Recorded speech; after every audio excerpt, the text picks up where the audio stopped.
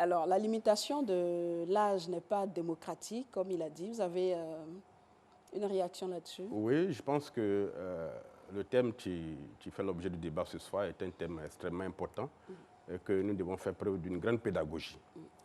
Le critère de l'âge n'est pas un critère démocratique, comme il le dit. Je ne partage pas cet avis.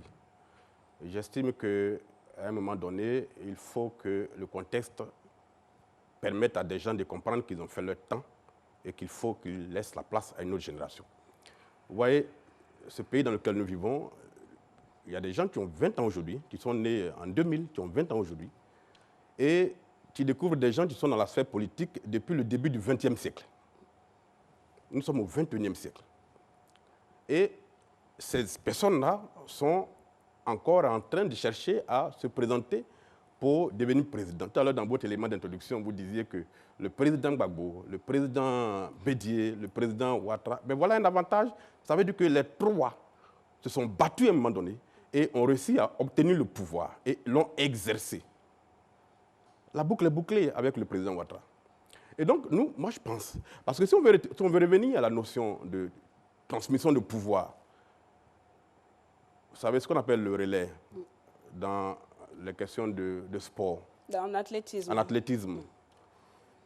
Les gens ils courent au bout de 300 mètres, au bout de 100 mètres, ils doivent passer un bâton à celui qui est devant pour qu'il poursuive la course. Ça veut dire qu'à un moment donné, on estime qu'arrivé à un certain âge, arrivé à une certaine distance, on est essoufflé et par conséquent, il faut passer la main. Alors, tout ça est encadré par la Constitution. Mais bien sûr, dès l'instant où la Constitution... On a une Constitution qui a levé ce verrou. Mais je suis d'accord. Donc, il n'y a pas de relais. Tout à fait. La Constitution n'impose pas de relais. Dès l'instant où la Constitution a levé le verrou, qui permet donc à chacun maintenant, qu'il ait 100 ans, qu'il ait 90 ans, de se présenter, le débat à ce niveau est fini.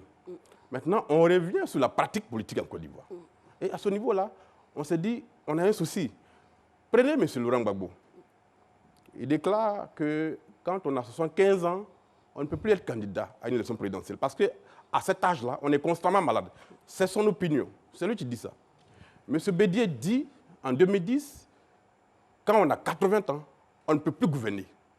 Parce que ça nécessite un effort physique et un effort intellectuel. Donc à 80 ans, il estime qu'à 80 ans, on n'a plus la force physique et on n'a plus la force intellectuelle pour gouverner un pays.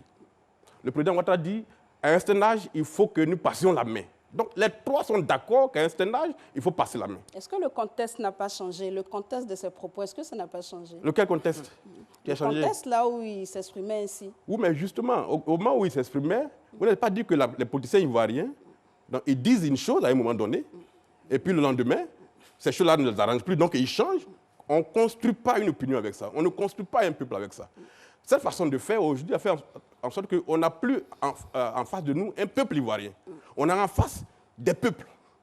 Le peuple du FPI, le peuple du PDCI, le peuple du RHDP. Dans un tel contexte, on ne peut plus construire une nation. Donc il faut que des gens comprennent qu'à un moment donné, ils ont géré le pays et qu'ils ont fait ce qu'ils avaient à faire, leur temps est passé, il faut qu'ils se retirent. Est-ce que ce n'est pas aux électeurs de décider de cela?